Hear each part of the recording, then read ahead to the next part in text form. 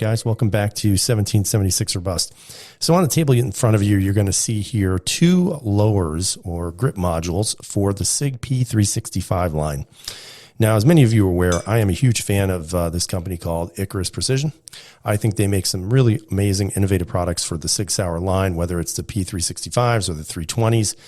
It just to have an aluminum lower on a what is supposed to be a polymer striker fired handgun, to me is a game changer in the market. I've said that a million times, and I will continue to say that whether you like it or not, simply because it is a product that I think is worth having and owning because it does change the dynamics of the firearm. Now you see here, this was the Gen 2 version of the 365 lower. And what you're going to see here is that they made some major upgrades in regards to the texturing on the grips. Also, you'll notice that it does have the rail in the front here, and just the fact that you had a pretty good or substantial beaver tail in the back, so you never really had to worry about that slide coming back and biting you at all. So, I mean, overall, this was a really, really nice intro into this product. It has a slight flare on the magwell, and it just, in my opinion, changed the way I felt about the 365s. I've never been a fan of the 365 until I actually started playing around with these lowers because, again, it makes the gun a little bit more enjoyable to shoot. Even though I have to say, and I'll admit it now, the 365 has become actually my favorite single stack carry gun just because of the easiness of the shooting and just how nice this feels on the hand. I'll be honest with you, the ergonomics are very good. Right now, I've actually narrowed down my single stacks to this and a 43X only, and I'm finding myself carrying this a hell of a lot more than that Glock, even though the 43X is still a fine firearm in its own right. But then we take a look at this one here. Now, this is their Gen 3 version of the aluminum lower for the 365. And this is their OD green. This is their FDE. Maybe it's Coyote tan. I can't remember. But again, you're going to see, hopefully it picks up. It's hard to see here with the lighting, but you can still see the same texturing that they used on the Gen 2 model. It's a good bite. It doesn't overwhelm your hand, and it doesn't really rub you raw on the skin. But it's got a good enough texture there to really give you a nice purchase on the firearm. You don't necessarily have to worry about slipping or anything like that. Now, one of the things that I would say is that some people may say, well, they look identical. What's the big deal? But again, sometimes the biggest improvements come from the smallest ones. And what I mean by that is that while these look identically the same, they're really not. As a matter of fact, the first thing I'm going to point out here is the addition of the stippling on this area right here. So for those of you out there who are using that thumbs forward grip like that, it gives you a little bit more bite for your thumb, which in my opinion was a vast improvement over this one. Even though this was very comfortable to shoot, I found that I had to actually get my thumb a little bit more on this area here. If I can get in focus there. Let me move that out of the way. But I had to actually put my thumb in there to really be able to hold that a little bit stiller with less muzzle rise. With the addition of this texturing here on the aluminum, what you're going to find is that it makes it just a little bit easier to be able to get that thumb on there, and just having that a little bit of friction on that thumb does make a vast improvement. So I would not think anybody would have to worry about anything going forward from there. One of the other major improvements that I think is actually the biggest one, maybe not so much on the texturing here, but still a really good advancements on the products here. It's on both sides too for all you lefties. But I think one of the biggest improvements is actually the beaver tail. Again, you may not have noticed, but the beaver tail is actually a little bit different. You can see it doesn't have that extra tip sticking out in the back there, but more importantly, it actually deals with the thickness of the beaver tail. So let me hold this up to the camera so you'll know what I'm talking about. But what you're going to see here on the bottom is the FDE one. That's the Gen 3. On the top is the OD green one, which is the Gen 2.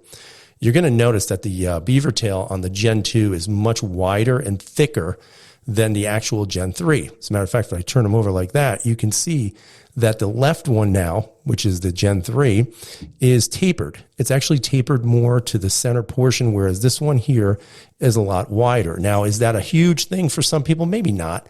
But for people with smaller hands where you don't have the clearance with this knuckle, and you can see the difference there, it's a little bit slimmer, makes it feel like almost this gun is coming a little further back as a result, which is a possibility.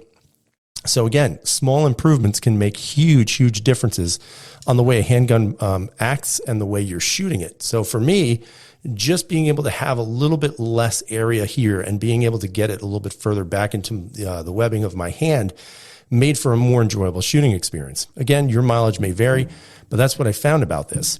So overall, I mean, this gun, even though it may not be necessarily a vast improvement, again, it is the fact that they're innovating. And that's the most important part of this. It's the fact that they're not stopping just at doing one version of this and not continuing on.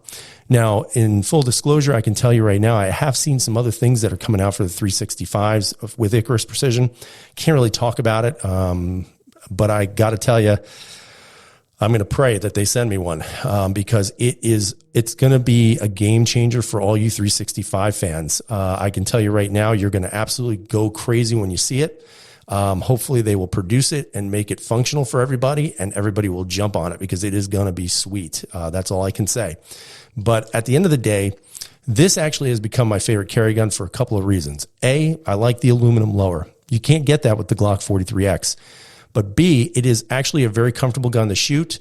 The additional weight that this adds is negligible in my opinion. You don't even feel like you're carrying anything. It's an easy shooting handgun, even though it's a tiny gun. In this case, what you're seeing here is for the 365 XL. So that's what it looks like with the 365 XL slide on it. And it is a nice looking handgun.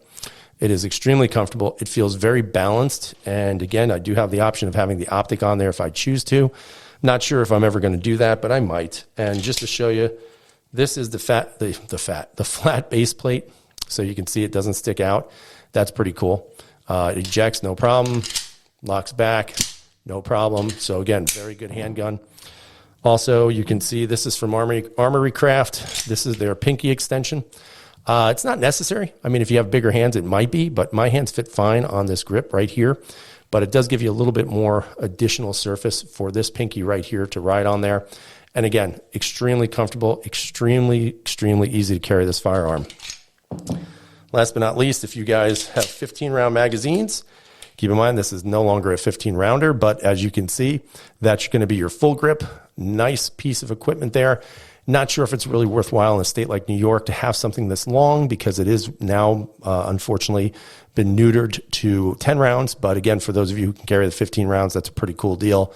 And it makes the gun even more, I think, usable than some of the other firearms out there. So tell me what you think, guys. I mean, are you into this Icarus Precision stuff? Are you into the fact that they're making these aluminum lowers for all the SIG lineups? Keep in mind, they are going to be doing something, I think, hopefully soon with the 365 line. So wait for it. Hopefully, we can work together and get that out to you guys. But man, I'm telling you, they have absolutely changed my viewpoint and my opinion on this firearm. This is a great addition. Again, just really quick, you can see right here the added texturing, the thinned out beaver tail. And again, like I said, it may not be a huge difference, and it may not necessarily convince you to get rid of your Gen 2 for the Gen 3. But those of you out there who haven't gotten one yet, definitely stick to that Gen 3 because this thing is pretty awesome. So if you're into a wider mag well, that's going to make a significant improvement for you. Again, just really quick. Let me see if I can do this top to bottom here. But as you guys can see here, the Gen 3 on the left has a little wider of a mouth to feed those magazines in from the Gen 2. So again, small improvements make major differences sometimes on firearms that you're going to carry. So leave those comments down below, guys. Tell me what you think about the Icarus Precision movement. In my opinion, this is a company that keeps on innovating for a good reason. I suggest checking them out at their website and their social media pages. They're just making great stuff, and that's it. I mean, I don't know what else to tell you guys. Again, some of you might get mad because you think I'm trying to sell these products to you. I'm really not. I'm not getting a cut of anything from it, and I don't want that. I just want you guys to look at these products and take them seriously because these things are worth every damn dime. So I hope you guys have a great night. Stay safe, and as always, freedom is never free.